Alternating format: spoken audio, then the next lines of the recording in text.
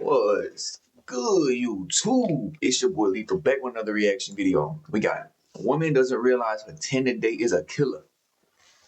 Now that's why you gotta be real careful out here doing that online dating shit. You never know what you're gonna run into. But let's check it out. It's December 1st, 2018. CCTV records strawberry 22-year-old Grace and her Tinder date, Jesse, getting ready to leave a bar. They had just met a few hours ago, but already they're about to head back to his place. From the outside, everything seemed to be going perfectly well. So well, in fact, that soon after they could be seen heading to a nearby hotel and up to Jesse's hotel room shortly after. Nobody could have expected that this was the last time Grace would ever be seen alive. Oh shit. She was trying to get cracked. The next day happened to be her birthday, and nobody was able to reach her all day. And the same was true even days after. It was like she disappeared off the face of the earth. Her friends and family quickly reported her missing, but to no avail. Meanwhile, Jesse was recorded on CCTV out and about, going up and down the elevator, carrying cleaning supplies, and what appeared to be a suitcase. A suitcase with contents that would shock everyone to the core. And what's even worse, the killer had another date lined up. And if the cops don't intervene and arrest him quickly, this girl, as well as countless others, could fall victim to this very same man. Damn. Tell me what happened last Saturday. From the beginning? Yeah. At 5:37 p.m. on December 1st, 2018, Grace, who just finished a backpacking journey from England to New Zealand, leaves her hostel to meet Jesse. Meanwhile, Jesse is having pre-date drinks at a local bar, downing several beers before the date begins. In fact, as he leaves the bar, you can still see at least 4 empty bottles sitting on the table. They meet in a popular spot where there's plenty of people, making Grace feel safe while she meets her date for the first time. But this will be a false sense of security, as Jesse has no plans to try anything untoward in public. He's going to wait until they're alone. Suspecting nothing, Grace accompanies Jesse to a bar where they drink together for over an hour before they head for a Mexican bar at 7:15 for more drinks, and yet another bar named Bluestone Room around 8:30 p.m. This will be where Jesse tries his Getting lit with somebody you just met like that, like getting that lit, you asking for something to happen. Like, luck, and how you trust somebody to get lit with, like real lit with, and you don't even know the nigga, like. Sees if he can get a little closer to Grace. At 8:54, they share their first kiss. This is when Jesse takes a trip to the bathroom and where Grace sends her very last message to anyone, telling her friends that it's going amazingly well and that she just clicks with him so well. She's probably excited to spend the night with a man that she genuinely likes. She could have had no idea that instead, he was about to end her life in one of the most horrific ways possible. The next morning, Grace's phone starts to receive a ton of messages. It's her birthday, and there are plenty of friends who want to send her their best wishes. Each and every one of these messages goes unanswered. The first sign that something is wrong is at 8 a.m., when Jesse enters the very same elevator, this time on his own, throwing the camera a suspicious glance. If you think he's just getting the birthday girl a morning coffee, then think again. If you think he's just getting the birthday girl a morning coffee, shit with them tight ass jeans on, then think again. During that night, Jesse killed Grace by strangulation, and now he's going to try and do everything he can to cover up his crime, and he needs to do it quickly, because he's already got another potential victim lined up. Damn. By 8:07 a.m., Jesse is in town and about to start the most eerie shopping trip possible. He starts at the warehouse on Elliott Street, where he buys a suitcase that he plans to hide Grace's body in. He checks out the width and depth of the suitcase to make sure it'll fit her, so he can dispose of her body before anyone can catch him. Then, 25 minutes later, he makes his way to another store, where he buys a number of cleaning products that will be used to clean up the murder scene. Then he returns to his apartment for a number of hours, reappearing at 10:42 a.m. before he... Cameras everywhere, y'all. Don't think you got it. You getting away and shit. Jumps in a taxi and Apex car rental where he rents a car. But it's what he does next that's truly shocking and puts pressure on the cops to discover and solve his murder as quickly as possible. As Grace's body lies in the apartment, Jesse goes on a date with another girl he'd met on Tinder. Given that he has all the equipment ready to hide one body, it's speculated that he planned this to be his second victim of the day. As he arrives at the bar, Jesse is wearing exactly the same clothing that he wore the night before, possibly the same clothes that he wore when he killed Grace. We are not sure whether Kempson was as pushy in his initial messages to this girl, but what we do know is that the conversation he struck up with her during the date not only brought up some major red flags, it downright terrified her. Allegedly, he wanted to talk to her about where to hide a dead body from the police. Right away, the date is over, and this girl's instincts may have just saved her life. It's hard to imagine the horror that she would have felt when she learned the truth about the man she just walked away from. Certain that he likely had. Imagine you in public, you don't know who you mess, like, you don't know who you walking by in public. You know what I'm saying? It could be anybody you walking by. The same fate lined up for her as he did with Grace.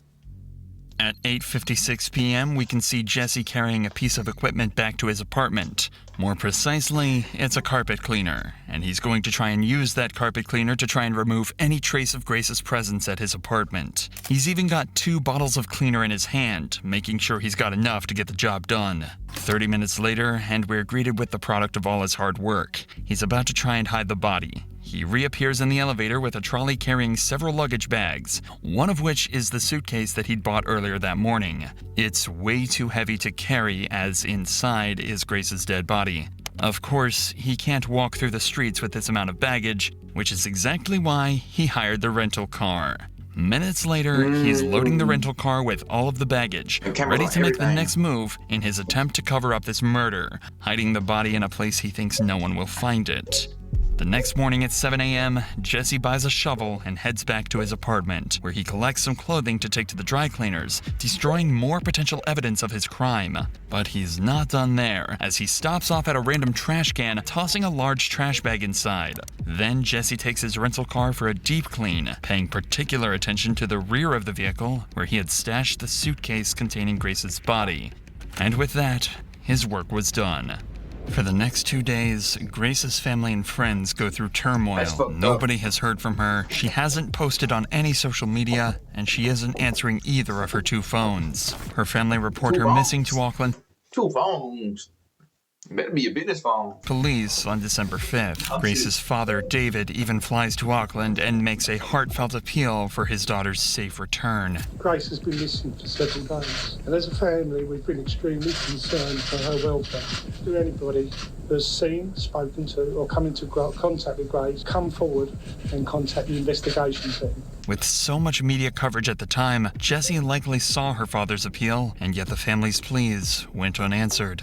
But Auckland police are about to use various methods to track Grace's last movements and find their main suspect in her disappearance. They're able to find out she was on a date with a mystery man, and after poring over hours of surveillance footage, they find the last person she was with and track him back to his apartment. Uh-oh. At 3 p.m. on December 5th, the cops turn up at the City Life Hotel, but they almost miss their man as he eyes them in the lobby when he approaches the front door. Jesse thinks if he casually strolls away, he won't be noticed. But these eagle-eyed cops don't miss a trick and quickly apprehend him before he can make an escape. At this point, the smartest thing for Jesse to do is to own up to his crime, maybe try to play it off as an accident and face the consequences. But he's not going to do any such thing. In the interrogation room, he plans to lie his way out of this, but he's completely unaware that the cops have already seen every move from the night of the murder and have about as much evidence as they could possibly ask for. At the start of the interview, he has no reason to lie, as he's just recalling the events before the murder. Tell us about Grace.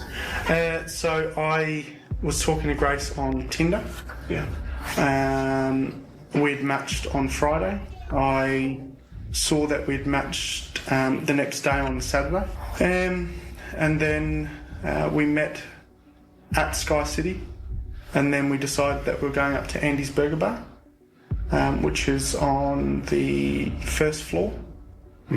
Not long into this interview, Jesse becomes entangled in his first lie, as he claims Grace was the one pushing for a date, when we already know he was the one trying hard to meet Grace in their initial messages. Whose idea was it to go to that particular burger place? Me. Because I knew I didn't initially know that she was real. What do you mean? Well, there's a lot of... So have you heard of catfish? No. So catfishing is where someone uses your profile or uses your photos and pretends to be you and then meets and you're a completely different person. Right. And it's on Tinder, it's all about the way you look. And so if they use more endearing photos, you're more likely to swipe for them. Okay. Yeah. How does meeting in a public place sort of protect you from meeting someone who's not as good looking as... Well, there's security there. So if she wasn't who she said she was, at least in my mind, I'd feel safe. When Jesse is confronted with evidence from surveillance cameras, he continues to lie, digging a hole for himself that he's going to struggle to escape from. No. I go down Victoria Street, straight down to the bottom, and then hang a left, and I head towards the viaduct. You go to the viaduct a bit? Yeah. Yeah. Yep. You've kind of walked in a bit of a funny direction if you were planning to go to the viaduct. Well, it's the direction I normally go. Yeah. It's I'm just sort of saying, like, if you were planning to go to the viaduct. I normally go down Queen Street and then cross at the bottom of Queen Street, go through the containers, and then walk along the wharf. Yeah. Is there a particular reason you were going to do that? I feel safer down that way. The cop obviously suspects something strange here. Jesse's behavior and responses don't seem to line up or make sense at all, and if Jesse is lying, it'll only take a good few questions to throw him off completely. So the cop starts to apply the pressure, sending Jesse into panic. I actually don't know if she's been murdered or not yet. She may be alive and well. Okay. But she might also be dead. Okay? And it could be that you've done it.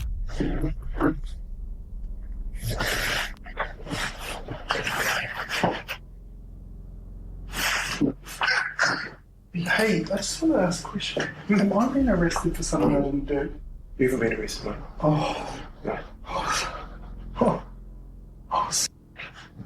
Holy.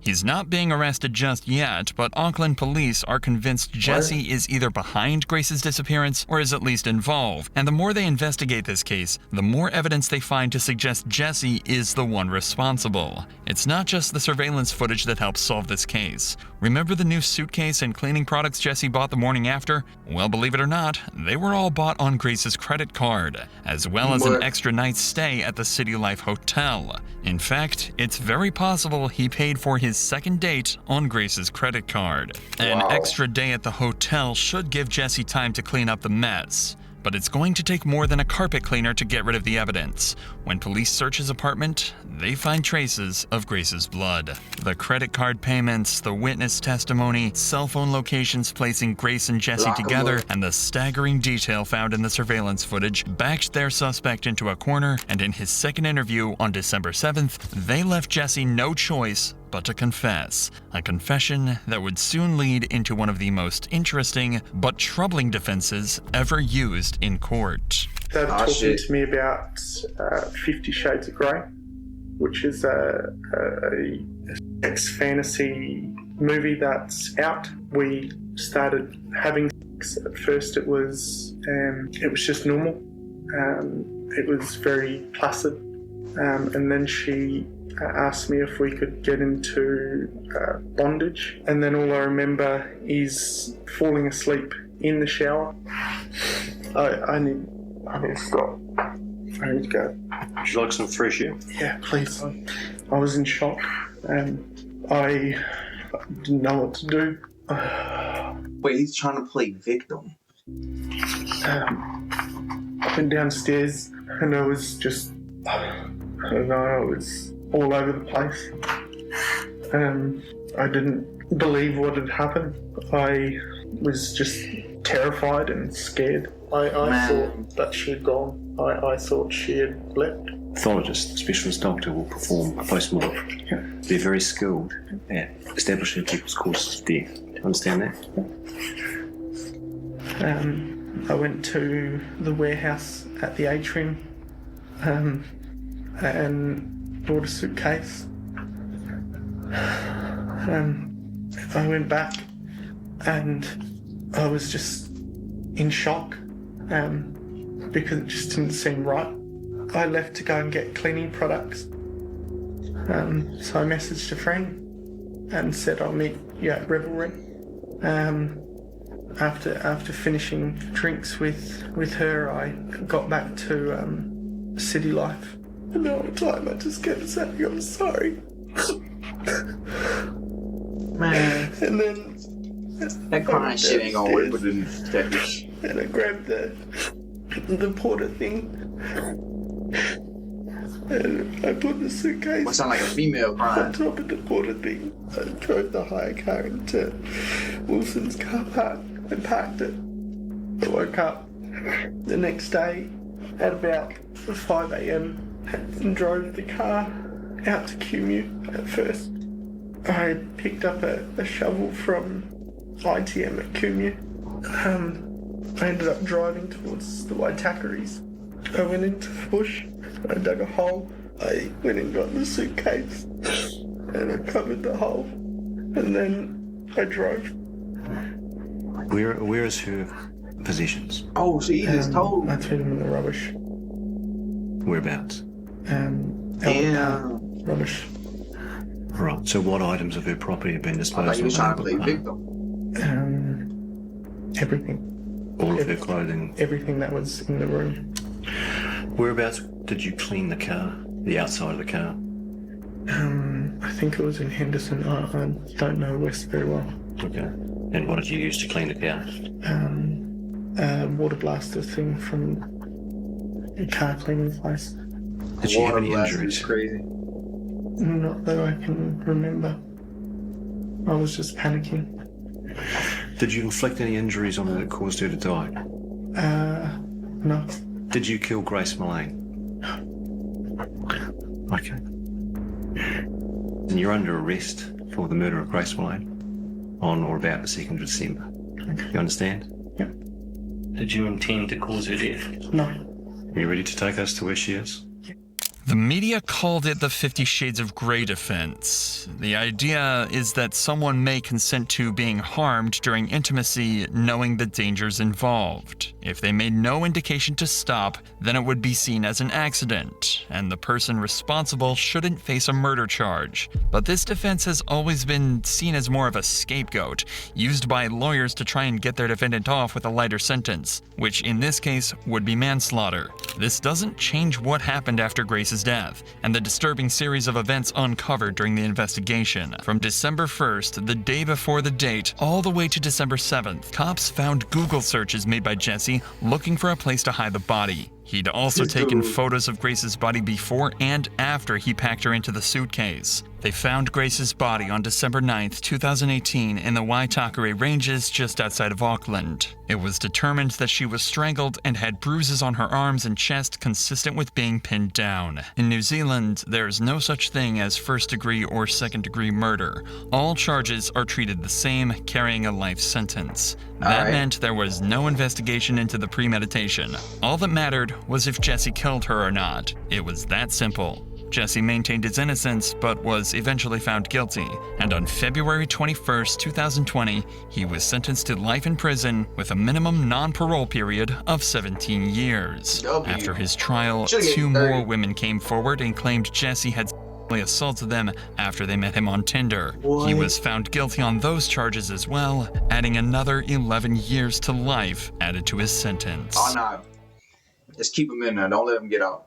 He deserves 99 plus. You feel me? Give him everything he need. Damn. Crazy video. Appreciate y'all tuning in, though.